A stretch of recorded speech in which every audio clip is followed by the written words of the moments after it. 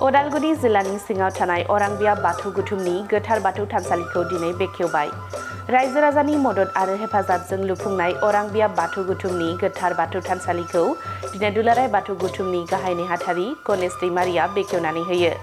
बे थानसालिखौ बेखेवनाय हाबाफारियावनो ओनसोलनि दैदेनगिरि, मेलेमजिबि आरो बाथौ सिबियारि रायजो राजानि खौसेयै बाहागो लानायखौ नुनो मोन्दों। बे थानसालिनि बेखेवनाय हाबाफारिजोंनो लोब्बा लाखिनानै बियाबनि गोथार थानसालियाव सिजौ गायो, लोगोसे आरज खन्नाय हाबाफारिखौबो मावफुंनाय जायो। मख'नो गोनांदि दिनैनि बे गोथार बाथौ थानसालिखौ बेखेवनाय हाबाफारियाव बाहागो लानानै माखासे गोनां बाथ्राफोरखौ बुंथियो दुलाराय बाथौ गुथुमनि गाहाय नेहाथारि गणेश दैमारिया।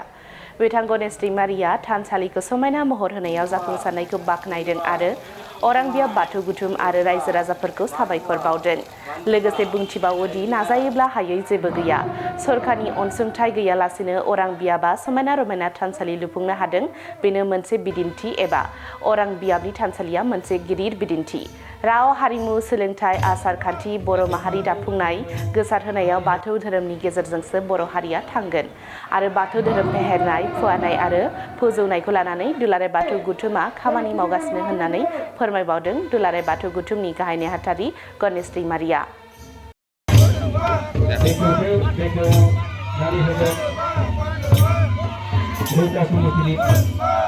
दा मोनसे उदालगुरि जिल्ला दुलाराय बाथौ गुथुमा मोनसे दिनै धोरोमनि सांग्रांथि लाबोनायाव उदालगुरि जिल्ला हिसाबैबो मोनसे जोंनि बाथौ सिबियारिफोरनि गेजेराव मोनसे खुखिया मोनसे मुं दंखायो।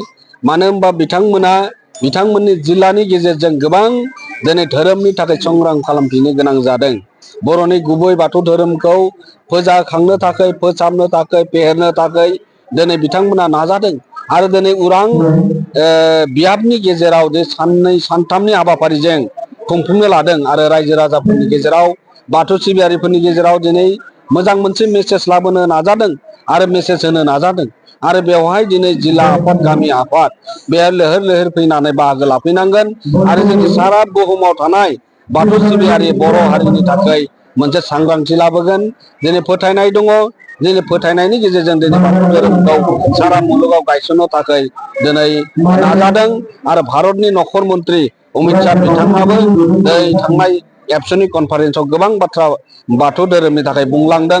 नेसनेल लेभेलाव दिनै बाथौ सानखौ बन्द मोननायनि, बाथौ जि मोननांगौनि आरो मुलुगनां खालामनांगौनि थाखाय जोङो मानाव गेदेर भारतनि नखर मन्त्रि अमित शाह बिथांखौ जों साबायखर बावनांगोन। दिनैनि समाव बिथाङा थांनाय बोसोराव थेलामायाव बाहागो लानायनि उननिफ्राय बाथौनि सायाव स्टाडि खालामदों, बाथौ धोरोमनि सायाव स्टाडि खालामदों।